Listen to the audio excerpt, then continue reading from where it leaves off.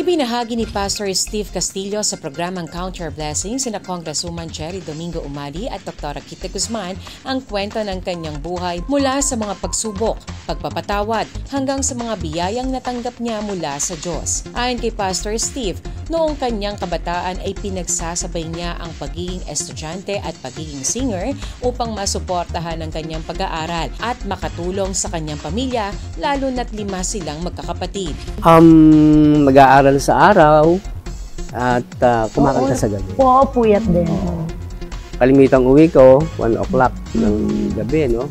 Then, gigising ng maaga, papasok sa umaga. Yun, ganun ang buhay. Ngunit noong nasa 3 taon na siya sa kolehiyo, nagbago ang kanyang buhay dahil nag-asawa siya nang mabuntis ang kanyang kasintahan. Sa kabila nito ay ipinagpatuloy pa rin nilang mag-asawa ang kanilang pag-aaral at lalo pang nagdoble kayod upang matustusan ang pangangailangan ng kanilang pamilya. Nakapagtapos umano siya ng AB Economics at plano sana ng kanyang biyenan na siya'y magturo, pero mas pinili niya ang mabilis na pagkita ng pera kaya't nagtungo siya sa Japan upang magtrabaho bilang isang entertainer. Kwento ni Pastor, habang nasa Japan, naranasan niya ang masamang impluwensya ng bisyo at droga. Subalit dahil sa pag-aalala ng kanyang asawa, sinundan siya nito upang malaman ang kanyang ginagawa at doon din magtrabaho.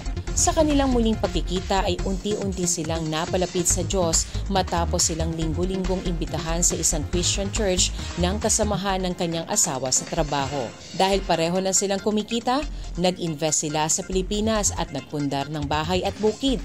Ngunit sa kanilang pagbabalik ay laking gulat nila nang malaman na hindi pala nakapangalan sa kanila ang mga ari-arian. Pag-amin ni Pastor, labis silang nasaktan sa nangyari.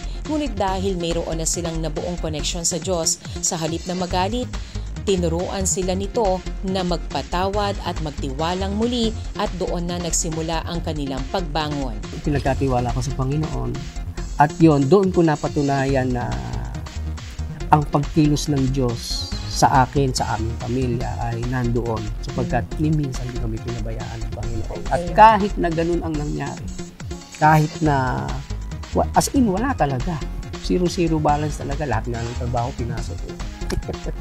Ganun talaga, no? Pero ni minsan hindi kami pinabayaan ng Panginoon. Shane Tolentino para sa Balitang Unang Sigaw.